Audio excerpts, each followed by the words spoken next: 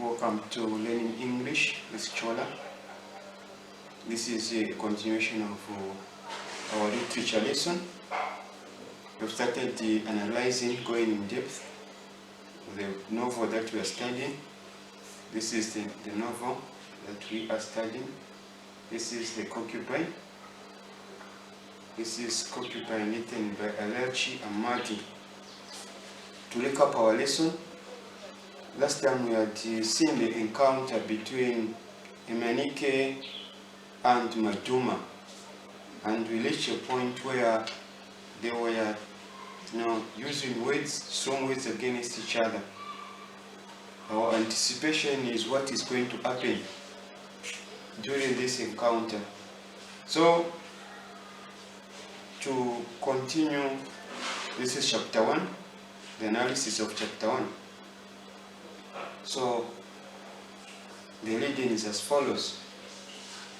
We have had enough of words. He sneered. Let us use our hands too. If you think you are a man, put down your machete. You know, of course, that I come from a family of braves. Emenike replied. Come on then. He put down his machete. His eyes riveted on his opponent. This opponent is Maduma. So now we've seen the encounter, the exchange of words. So what would happen after this? For a long second, Maduma sized up his opponent. If you are afraid, Emenike said, get out of my way. I am late for my wine tapping. So we see also one of the works that Emenike was doing was the wine tapper. Maduma leaped for a flying tackle.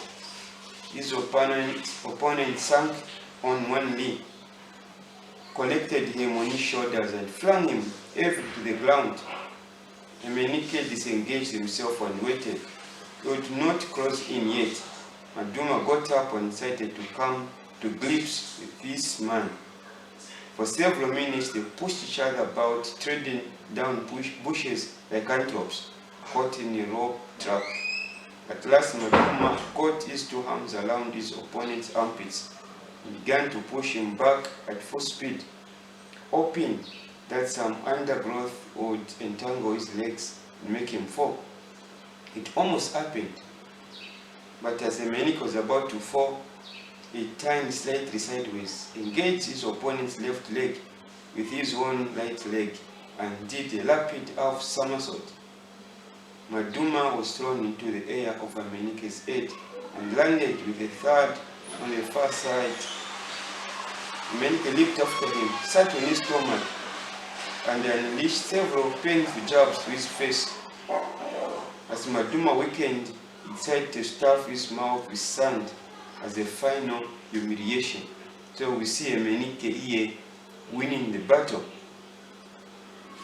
But as he stretched out his hand for some earth, Maduma held his trunk sideways, threw off his opponent, and got up. Emenike's caution settled him as he gained confidence. He charged at Maduma, but the latter stooped, carried him shoulder high, and dashed him to the ground with elephantine fury. Emenike's side hit the jammed stump of a tree, and he lay wiggling weak. His assailant gave him several head knocks, but realizing that he was putting up little or no resistance, left him and fled. When Emenike, so we see that after a short time that Emenike was winning and put sand in the mouth of this man, he left his guard. So Maduma gained momentum and pushed this man down. Emenike held his hand and shoved in his bamboo. So this man eventually went home. He felt a lump in his throat and coughed. There was blood. A woman rushed into her brother-in-law's compound. Nandi was matching the most enjoyable combination of the time of the year, a cob of maize with pear.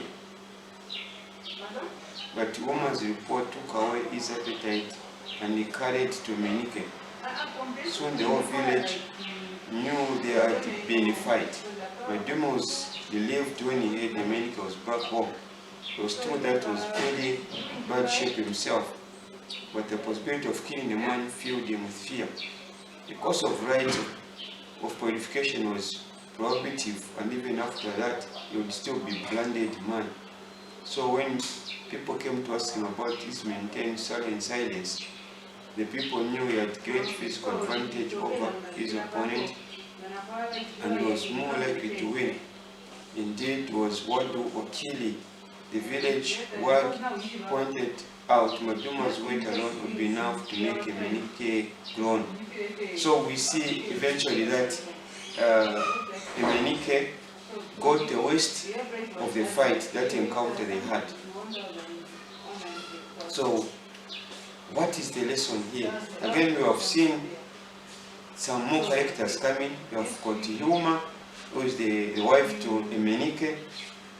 We also have Nandi as our character. So, what are the lessons that we learned from it? What happened here was that they had an encounter, a quarrel before, then